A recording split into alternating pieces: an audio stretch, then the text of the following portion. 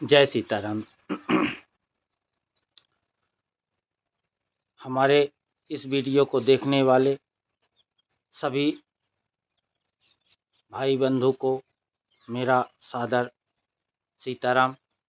आज हम एक विशेष नुस्खा बताने जा रहे हैं जो आप सभी तक नहीं पहुंच पाया, गोपनीयता ज़्यादा रखी गई, उसको मैं साझा करने वाला हूं और आपको बताने वाला हूं कि उस नुस्खे से हम कैसे चमत्कार कर सकते हैं या आयुर्वेद का चमत्कार भी कह सकते हैं। और लॉजिक भी बताऊंगा उस नुस्खे का काम करने पर। तो हम यहाँ जैसे बच्चे नहीं होते हैं, बहुत सी लेडीज़ों के बच्चा होना ये होते ही नहीं है, या फिर एक आध बच्चे होने के बाद बच्चा नहीं होता है और उनको बच्चे चाहिए या बार बार डिसगैरेज हो जाना, इस प्रकार की समस्याएं या बच्चेदानी का बल न होना। तो इसमें हम कुसा का उपयोग करते हैं। कुसा का उपयोग हम विशेष नक्षत्र में करते हैं। इसके लिए आप रविवारीय पुख नक्षत्र कैलेंडर में देख लें और कुसा का उपयोग हम करने जा रहे हैं। ध्यान से सुने या फिर लिख लें, किसी कागज़ पेन वगैरह में लिख लें जिससे आपको ध्यान रहे। दोस्तों, जो नए लोग हों वो सब्सक्राइब कर लें, बेल आइकन ज़रूर दबाएं जिससे हमारे आने वाले वीडियो आप तक पहुंच सके और ज़्यादा से ज़्यादा लोगों पर शेयर करें जिससे अन्य लोग भी लाभ ले सकें। तो दोस्तों, हम रविवार के जो पुख नक्षत्र जिस दिन हो उस दिन इसका प्रयोग करेंगे।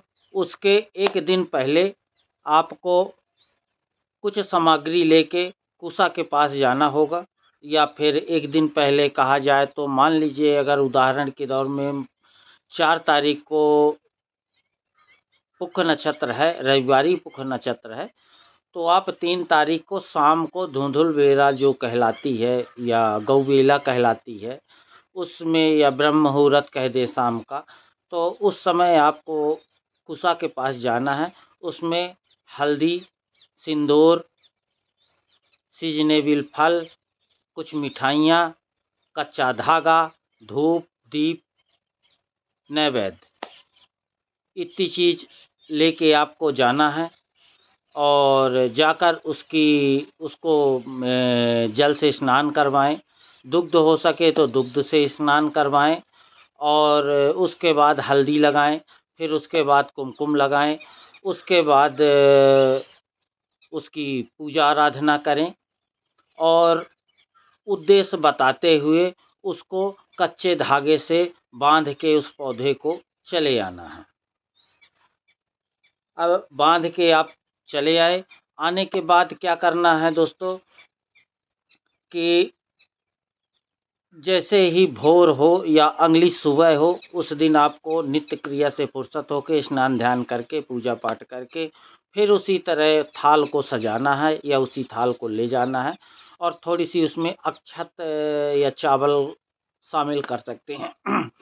चावल शामिल करके जाके उसी तरह पूजा करना है और अक्षत डालने के बाद उनमें बोलना है कि आप प्रभु जिस निमित्त से हमने और रात जो 3 तारीख को शाम को किया है उसमें अपना निमित्त भी बोलना है कि इस निमित्त मैं आपको ये कल पुख नक्षत्र में लेने आऊँगी और फला फला काम से आऊँगा, फला फला काम से मेरे को इस आपकी ज़रूरत है, चलिए और मेरी सहायता करिए, और धागा बांधना है।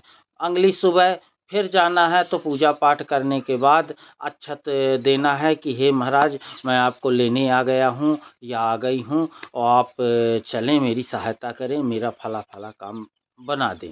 इतना कहने के बाद आप उस धागे को के सहित उस पौधे को उखाड़ लेना है। रात में भी इतना पानी डाल देना है कि उखाड़ने में आपको सहूलियत हो। स्नान करने का तात्पर्य यही है कि वहाँ उतना पानी डाल दें कि जिससे आप हाथ से उखाड़े तो मिट्टी नरम हो जाए और उखड़ाए।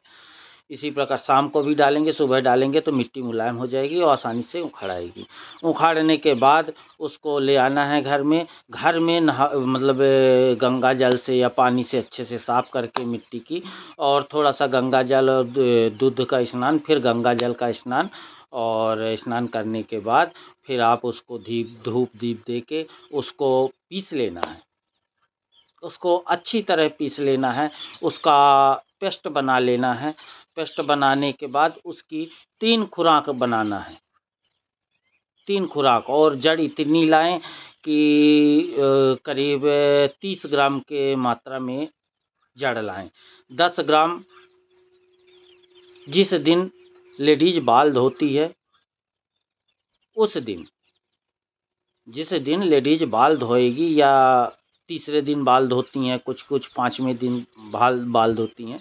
इस प्रकार जिस दिन भी बाल धोए उस दिन से सुबह खाली पेट उस 10 ग्राम जड़ को फाकी मार के या गोला बन जाएगा उसको करके मिश्री वाला गाय बछड़े तर दूध के साथ अगर हम देते हैं तो निश्चय ही हमारी सभी मनोकामना धन्वंतरी भगवान पूरा करते हैं और हम अपनी इच्छाओं पे सफल हो सकते हैं। इसी प्रकार सभी जगह यही सब चीज़ें, 3 दिन की दवाई, 5 दिन की दवाई, 10 दिन की दवाई, और भी पौधे हैं जिनकी मैं जानकारी दूंगा, जिनसे हम सहज रूप से मतलब इस समस्या का निजात आयुर्वेद की तरह जो पुराने ऋषि महात्माओं की पद्धति से किया जाता था, ठीक उसी प्रकार आज भी कहीं कहीं किया जाता है। और यही जानकारी मैं आप तक पहुंचाने के लिए इस वीडियो को बनाया हूं। दोस्तों ज़्यादा से ज़्यादा शेयर करें और रोचक जानकारियां प्राप्त करने के लिए कमेंट्स बॉक्स में ज़रूर कुछ ना कुछ लिखें जिससे हमारा प्रोत्साहन हो। धन्यवाद दोस्तों, फिर मिलेंगे अगले वीडियो में।